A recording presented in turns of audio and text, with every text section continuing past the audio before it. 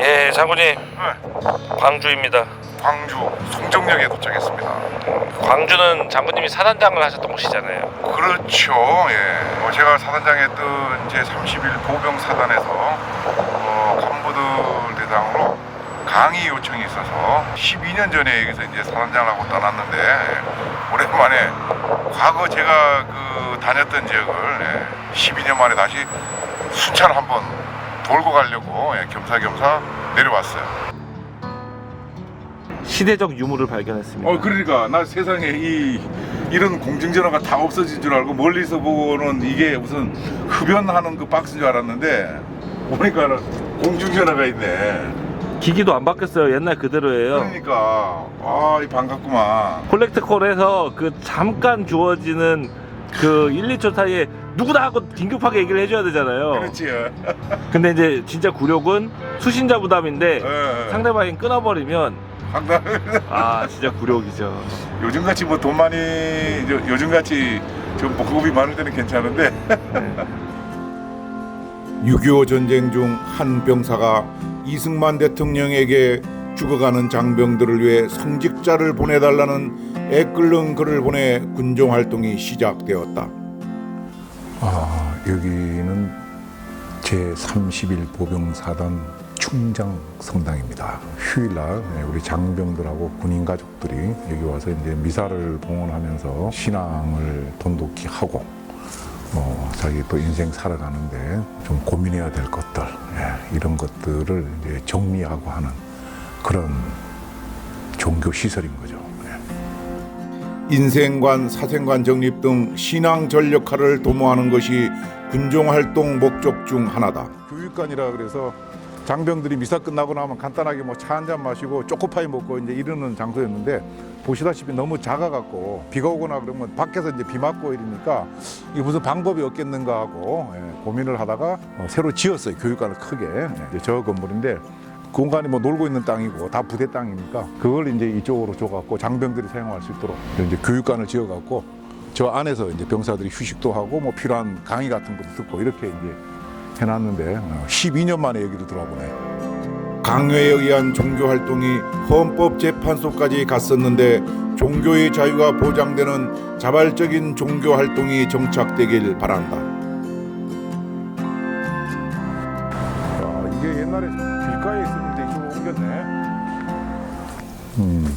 요게 이제 31사단 이게 이제 부대 마크인데 여기저기 다니면서 얘기를 들으니까 우리 31사단 마크 한반도에 로켓 같은 화살표 있는 걸 보면은 어때 포병 부대인 줄 알고 31사단이라고 부르는 사람이 별로 없더라고 보니까 여기 광주 전남 분들 몇 분 빼고는. 그래서 야 이건 부대 정체성에 좀 문제가 있는 거 아니냐. 그러던 차에 육군본부에서 사단 마크가 좀 적절치 않으면은 한번 검토해봐라 하는 지시가 있어갖고 우리가 이제 아이디어 공부했더니까 누군가가 이제 아마 이런 지금까지 요런 스타일로 도안을 내고 뭐 이렇게 해갖고 이것을 이제 갖고 고민을 하다가 내가 또 해놓으면은 또 뒷말이 있을 수 있으니까 야 일단 요 정도로 나는 하고 갈 테니까 뒤에 사단장님들이 오셔갖고 또 고민해갖고 이게 적절하면은 이렇게 바꿔라. 괜히 내가 바꿨는데 마음에 안 들면 또 안 되니까. 그래서 그 뒤에 어느 날 보니까 이제 이렇게 바뀌었더라고 보니까. 모든 군장점은 그냥 가슴을 뿌듯하게 하는 만물상이다. 이제 전역을 하셨잖아요. 근데 정말 저 안에 들어가고 싶으실 것 같아요. 가서 옛날 근무했던 곳곳을 한번 쫙 이제 둘러보고 싶지. 사단장 끝나고 이제 2년 만에 여기를 왔는데 그 동안에 이제 뭐 안에 뭐 건물 같은 것도 많이 변했고 시설이 많이 이제 좋아진 것 같고 옛날 아침 저녁으로 이제 드나들면서 우리 유병소 병사들부터 시작해갖고 같이 근무했던 그런 기억이 확 떠올라갖고 오늘 밤에 다시 꿈꿔갖고 현역으로 돌아가야 되는 거 아닌가 이제 이 생각이 드는데 별 한 개를 달고 있다가 2개를 달면서 사단장을 나가라 그랬을 때 이 진짜 책임이 이제 막중한 거지. 이게 어떻게 보면은 장군의 꽃은 사단장이라고 이제 이렇게 얘기를 하는데 내가 뭐 군단장 군사령관을 안 해봐서 모르지만은 사단장이라는 것이 결국은 독립적으로 싸울 수 있는 그런 능력을 갖고 있는 제대이기 때문에 이 전라남도와 광주의 향토 방어를 책임지는 상당히 광범위한 지역이 사단이고 그러기 때문에 더더구나 이제 막중한 그런 책임감을 느꼈던 것이고, 지휘해야 되는 이 사단이 지금보다가 훨씬 좀 좋은 사단이 될 수 있도록 내가 열심히 노력해야 되겠다, 이런 이제 각오를 하고 내려오는 거지. 조선의 정유재란 승리의 결정적 전투 명량해전이 있었던 진도 울돌목 이충무공 승전공원이라. 야, 밑에 제법 까마득한데? 장군님, 아, 제가 지금 왜 그 후들거려? 잡고 있거든요. 여기 무섭네요. 여기. 고소공포증이 있는 거야? 아니 그런 거. 그 공수부대 가면 안 되겠네. 지금 밑에 보기는 그러면 있어가지고 지금. 제법 높게 올라왔네. 우리가 이게 빙빙 돌아서 올라오다 보니까 몰라서 그렇지. 이쪽은 고소공포증이 있는 사람들 용어로 이 매트를 깔아놓은 것 같고, 우리 같이 아무 생각 없이 가는 사람은 이쪽으로 가는 거야. 백의 종군하던 이순신은 7천량 해전에서 조선수군이 대패하여 철저히 괴멸되자 다시 삼도수군 통제사에 기용되어 조선수군의 재건과 일본 수군을 막아내야 하는 무거운 책임을 맡게 되었다. 그래서 뭐 우리 국민들이 다 똑같이 인식을 할 텐데, 진짜 그 우리 대한민국이 있도록 해준 그런 뭐 최고의 그 공로자가 아닌가. 그 당시 우리가 임진왜란 때 일본한테 완전히 점령당하고 그랬다 그러면은 오늘날 우리가 뭐 일본 사람으로 이제 살아갈 수도 있었는데, 그런 어려운 상황에서 우리 진짜 그 조선을 지켜냈고, 그것이 오늘날 이제 대한민국까지 연결된 그야말로 구국의 영웅이다. 진짜 그 참군인 그러면은 진짜 이순신 장군이 아니겠는가, 그렇게 생각을 해요. 충무공 벽화진 전첩비에 새겨진 민족의 성웅 충무공의 가장 외롭고 어려운 고비에 고작 빛나고 우뚝한 공을 세우신 곳, 물살이 빠르게 흐르며 내는 소리가 마치 울음소리 같다고 해서 울돌목이다.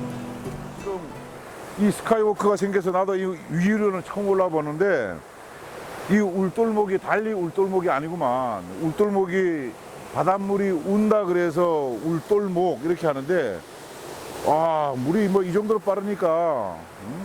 울돌목 유속은 통상 7 내지 10노트다.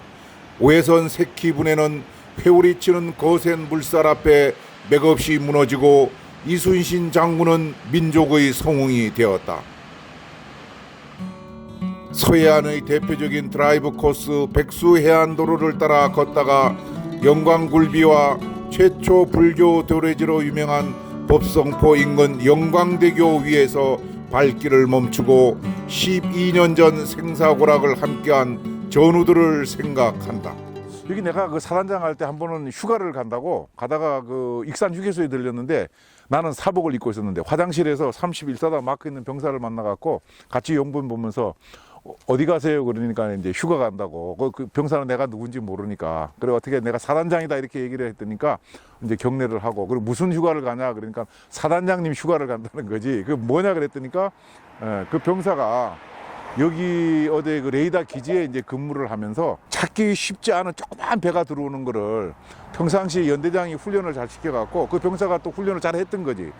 그 찾기 어려운 작은 배를 찾아서 상황 조치가 잘 돼갖고 잘했다 그래갖고 군사령관님부터 시작해갖고 이제 포상을 했는데, 사단장이 지금 포상을 이제 병사가 받아갖고 포상 휴가를 가는 길이었지. 그래서 내가 훌륭하다고 얘기를 하고, 안양이 집이라 그래서 집에 들어갈 때 빈손으로 가지 말고 엄마한테 과일이라도 사다 드리라고 내가 이제 용돈 좀 줘갖고 갔는데, 내가 휴가가 집에 딱 도착하니까 여기 담당하는 연대장이 전화가 온 거야. 연대장이 우리 병사가 고속도로 휴게소에서 사단장님 만나서 용돈 받고 이렇게 했다고 보고가 왔다는 거야. 그래서 내가 깜짝 놀랐지. 근데 나중에 보니까 병사가 평상시 부대에 있을 때 보고를 잘하는 병사라 해갖고 휴가 가서 집에 도착하자마자 제일 먼저 소대장한테 내가 이런 일이 있었노라. 또 소대장이 중대장, 대대장, 연대장한테 이제 보고가 됐던 건데, 그런 훌륭한 병사가 있는 덕분에 제 31 보병 사단이 대한민국에서 가장 넓은 이 영광부터 저기 여수 광양까지 담당하는데 빈틈없이 그런 병사들 덕분에 이제 경계 근무가 잘 이루어지고 있다 이렇게 생각이 되는데 지금 또 많은 장병들이 뭐 밤낮으로 고생을 하고 있을 것이고 그 당시 그 병사 안양에 살던 우리 병사는 아마 지금 훌륭한 대한민국 1등 국민이 됐을 거다 이렇게 생각을 해요. 네. 광활한 갯벌과 붉은 석양 속에서 오늘도 자리를 굳건히 지키는 31사단 장병들을 응원한다. 광주에서 군 생활을 했던 분들이면 모를 수 없는 뉴스퀘어에 왔습니다. 여기가 그러니까 고속버스 터미널이면서 광주에서 그래도 가장 젊은 사람들이 좋아할 만한 가게들이 있는 일종의 만남의 장소, 쉬는 장소지 여기가. 나도 사단장 하면서 여기 몇 번 왔던 것 같아. 차 타러도 오고 음식 먹으러도 나 일로 왔던 것 같아. 우리 장병들의 설렘을 함께 싣고 고향으로 떠나는 버스들이다. 누구나 하나씩은 갖고 있을 대합실의 추억, 만남과 헤어짐의 아슬한 추억이 깃든 곳이다.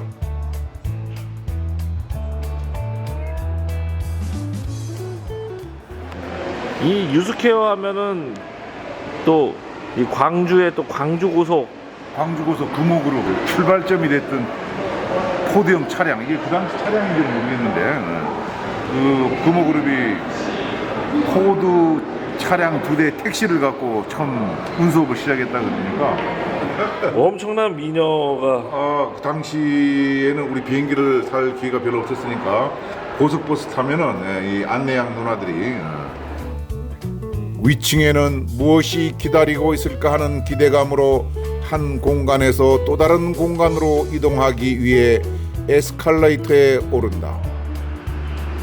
PC 그라운드 딱 보니까 우리 병사들이 휴가 갈 때나 복귀할 때 치열한 전투를 치르는 PC방이네 이거 보니까.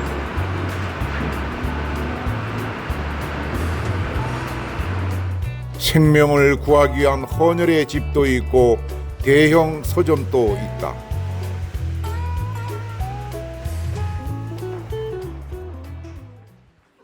가장 중요한 것은 다른 사람이다. 중요하지만은 다른 사람도 중요하다는 것이지. 나는 생도 2학년 때 이 책을 육사 서점에서 사서 봤는데 많은 영감을 얻었지. 지그지글러가 이게 75년도에 처음 쓴 책인데 나는 이 책을 79년도에 접했으니까 이 정상에서 만납시다 하는 것이 내가 정상에 혼자 올라가겠다는 것이 아니고 누군가 만납시다 하는 거잖아. 같이 가자는 거지. 내가 혼자서 뭐 성공해서 잘 먹고 잘 살겠다가 아니라 주변에 이런 능력을 갖고 있는 사람들을 같이 능력 개발을 해갖고 함께 우리가 정상에서 만나자 하는, 함께 행복해야지 좋다 하는 그런 것을 이 책을 통해서 배웠고 느꼈었는데, 나는 군대에서 인생을 배웠다 찾아보니까 광주 영풍문고에 재고가 없답니다, 여러분. 너무 많이 팔려가지고 제고. 그런가? 다시 좀 인쇄를 하라 그래야 되겠네. 양무 호남 시무 국가 임진왜란 발발 후 이순신 장군이 한 말로서 만약 호남이 없으면 국가도 없다란 뜻이다. 1998년 여수 해안으로 접근하던 북한의 반잠수정을 격파하는 등 호남의 향토 방위를 책임지는 31사단. 호남의 넓은 평야 바라보면서 조국을 지키려는 무적의 용사들, 약진하는 충장부대 무쇠같이 뭉쳤다. 호남의 방패 31사단이여 영원하라.